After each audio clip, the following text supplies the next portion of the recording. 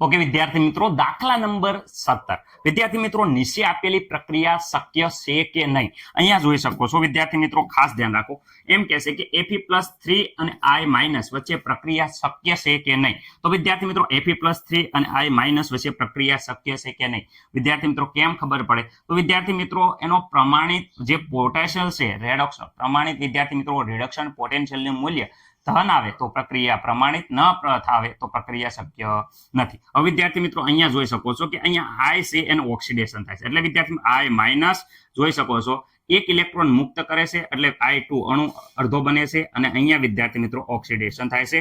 ખાસ યાદ રાખજો, આ ઇલેક્ટ્રોન Fe+3 સ્વીકારે છે એટલે એ Fe+2 માં રૂપાંતર થાય છે એટલે એનું રિડક્શન થાય છે. રેડી? અહીંયા ઇલેક્ટ્રોન મુક્ત કરે છે, એ અહીંયા ઇલેક્ટ્રોન સ્વીકારે છે એટલે વિદ્યાર્થી મિત્રો રિડક્શન થાય છે. એટલે કુલ પ્રક્રિયા અહીંયા જોઈ શકો છો, એક ઇલેક્ટ્રોન સ્વીકાર્યો અને એક ઇલેક્ટ્રોન મુક્ત કર્યો એટલે I2 આયનમાંથી વિદ્યાર્થી મિત્રો I2 અણુ બને છે. આયોડિન માઇનસ આયન છે એમાંથી અણુ બની જાય છે. ઓકે વિદ્યાર્થી મિત્રો, અહીંયા ખાસ સૂત્ર આ યાદ રાખવાનું છે કે પ્રમાણિત રિડક્શન પોટેન્શિયલ E0 સેલ વિદ્યાર્થી મિત્રો કોષનો ખાસ યાદ રાખવાનું કે પેલા જેનું રિડક્શન થતું હોય એ લખવાનું અને ઓક્સિડેશન થતું હોય એ લખવાનું. આ IMP છે, ખાસ યાદ રાખી દો, કારણ કે આ તમને નહીં ખબર પડે. તમને આરામથી કહેશે કે ભાઈ અહીંયા કેથોડ માઇનસ એનોડ આવે. રેડી? એ તમને આરામથી ખબર પડશે કે ભાઈ અહીંયા ખાસ યાદ રાખો, આ સૂત્ર આવડશે તો ખબર પડશે પ્રક્રિયા થશે કે નહીં. આમાં વિદ્યાર્થી મિત્રો રિડક્શન કોનું થાય છે? તો રિડક્શન જો Fe+3 નું થાય છે. તો Fe+3 માંથી Fe+2 માં વિદ્યાર્થી મિત્રો રિડક્શન પોટેન્શિયલનું મૂલ્ય અહીંયા તમને ખબર જ છે 0.77 છે એટલે 77 છે વિદ્યાર્થી મિત્રો. અહીંયા I2 માંથી I- નો રિડક્શન પોટેન્શિયલ વિદ્યાર્થી મિત્રો 0.54 વોલ્ટ છે. તો વિદ્યાર્થી મિત્રો અહીંયા જોઈ શકો છો 0.77 માઇનસ 0.54 વિદ્યાર્થી મિત્રો. તો અહીંયા રિડક્શન પ્રક્રિયા જે પ્રમાણિત વિદ્યાર્થી મિત્રો કોષ પોટેન્શિયલ છે E0 સેલ છે વિદ્યાર્થી મિત્રો, એની કિંમત વિદ્યાર્થી મિત્રો 0.23 આવે છે. કેટલી આવે છે વિદ્યાર્થી મિત્રો? 0.23. તો આ કોષ છે એ વિદ્યાર્થી મિત્રો ધન મૂલ્ય હોવાના કારણે આના વિશે પ્રક્રિયા થાય છે. ઓકે, હવે અહીંયા વિદ્યાર્થી મિત્રો જોઈ શકો છો Ag+ અને Cu વચ્ચે પ્રક્રિયા થવાની સંભાવના નક્કી કરો. તો વિદ્યાર્થી મિત્રો અહીંયા ધ્યાન રાખજો કે બે Ag+ છે એમાંથી Cu વચ્ચે પ્રક્રિયા કરવાની. અહીંયા Ag+ અને Cu વચ્ચે પ્રક્રિયા કરવી છે. તો પ્રક્રિયા વિદ્યાર્થી મિત્રો થશે કે નહીં એનો રિડક્શન પોટેન્શિયલ નક્કી કરશે. તો આમાં કોનું ઓક્સિડેશન થાય, કોનું રિડક્શન? તો અહીંયા Cu છે વિદ્યાર્થી મિત્રો, એ વિદ્યાર્થી મિત્રો Cu+2 માં રૂપાંતર થાય. Cu+2 માં રૂપાંતર થાય એટલે અહીંયા ઓક્સિડેશન થાય છે Cu નું. બે ઇલેક્ટ્રોન મુક્ત થાય છે. આ બે ઇલેક્ટ્રોન Ag સ્વીકારે છે. તો Ag સ્વીકારે તો ખબર છે સિલ્વરમાં રૂપાંતર થાય એટલે વિદ્યાર્થી મિત્રો અહીંયા સિલ્વર ઇલેક્ટ્રોન સ્વીકારે છે એટલે રિડક્શન થાય છે વિદ્યાર્થી મિત્રો. ઓકે, તો અહીંયા આપણે સૂત્ર ખબર જ છે કે ભાઈ રેડોક્સ બરાબર તો શું છે?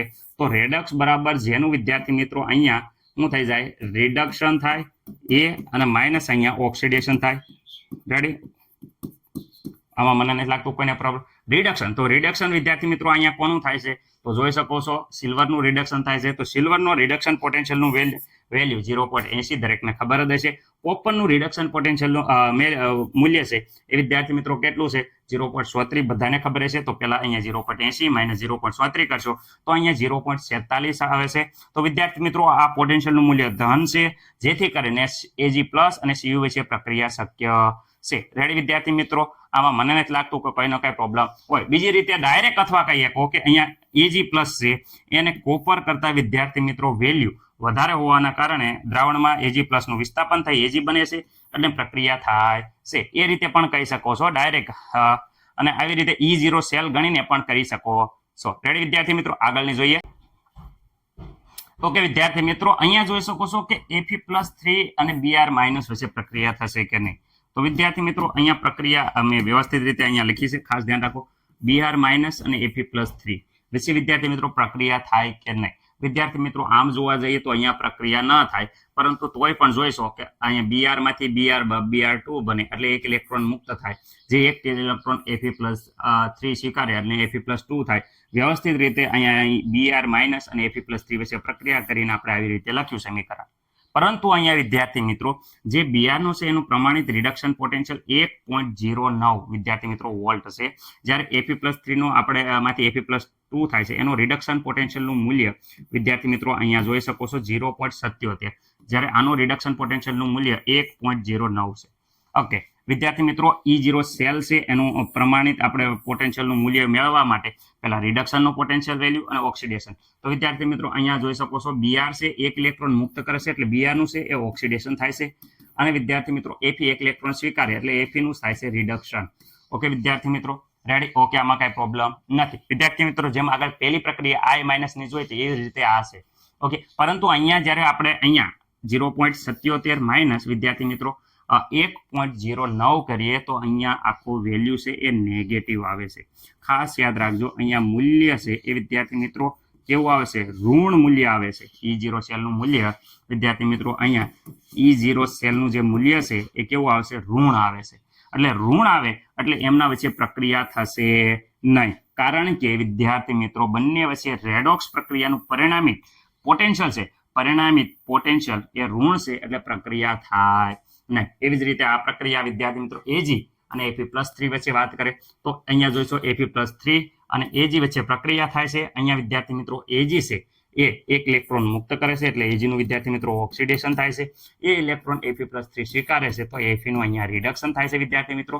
હવે જોઈ શકો છો Ag નો પોટેન્શિયલ પ્રમાણિત પોટેન્શિયલ 0.80, અહીંયા Fe+3 નો પોટેન્શિયલ. તો અહીંયા વિદ્યાર્થી મિત્રો જોઈ શકો છો કે ઓક્સિડેશન થાય અને રિડક્શન Fe નું થયું તો Fe ના માંથી ઓક્સિડેશન જેનું થયું હોય એનો બાદ કરવામાં Fe નો 0. વિદ્યાર્થી મિત્રો 77, Ag નો -0. વિદ્યાર્થી મિત્રો 80. તો અહીંયા માઇનસ વિદ્યાર્થી મિત્રો 0.3 વોલ્ટ આવે છે એટલે અહીંયા મૂલ્ય છે વિદ્યાર્થી મિત્રો એ કેવું મળે છે?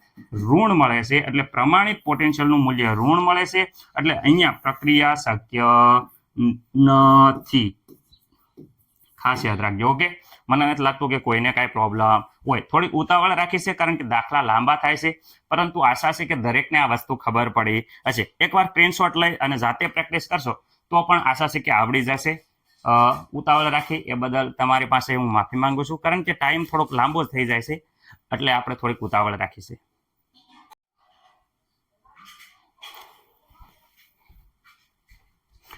ઓકે વિદ્યાર્થી મિત્રો, તે જ પ્રમાણે અહીંયા જોઈ શકો છો Br2 અને Fe+2 વચ્ચે પ્રક્રિયા થશે કે નહીં નક્કી કરવાનું છે.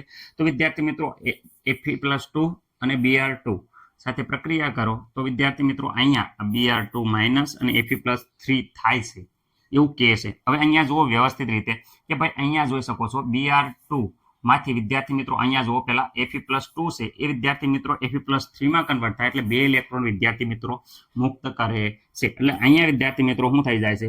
2 ઇલેક્ટ્રોન મુક્ત કર્યા એટલે વિદ્યાર્થી મિત્રો જે પ્રક્રિયા દરમિયાન ઇલેક્ટ્રોન મુક્ત થાય એ તો શું થઈ જાય? ઓક્સિડેશન. તો ઓક્સિડેશન થાય છે, અહીંયા 2 ઇલેક્ટ્રોન સ્વીકારે અને આયનમાં રૂપાંતર થાય છે તો અહીંયા થાય છે રિડક્શન. ઓકે વિદ્યાર્થી મિત્રો, હવે આપણને ખબર હશે Br નું રિડક્શન પોટેન્શિયલ 1.09 વોલ્ટ.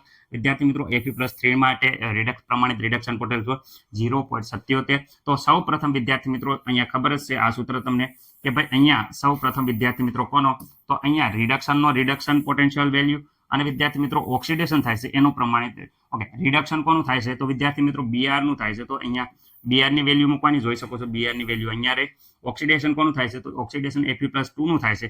તો અહીંયા ઓક્સિડેશનની વેલ્યુ વિદ્યાર્થી મિત્રો જે અહીંયા આવી અહીંયા જોઈ શકો છો એ ઓક્સિડેશન વાળાની વેલ્યુ મૂકી કુલ ટોટલ આપણે અહીંયા જોઈએ તો અહીંયા ધન મૂલ્ય મળે છે એટલે પ્રક્રિયા શક્ય છે. અથવા આ પ્રમાણે પણ કહી શકો કે અહીંયા Br2 નો રિડક્શન પોટેન્શિયલનું વેલ્યુ Fe+3 કરતા વિદ્યાર્થી મિત્રો વધુ હોવાના કારણે એમના વચ્ચે પ્રક્રિયા થાય છે. આશા છે કે દરેકને આ વસ્તુ ખબર પડી હશે.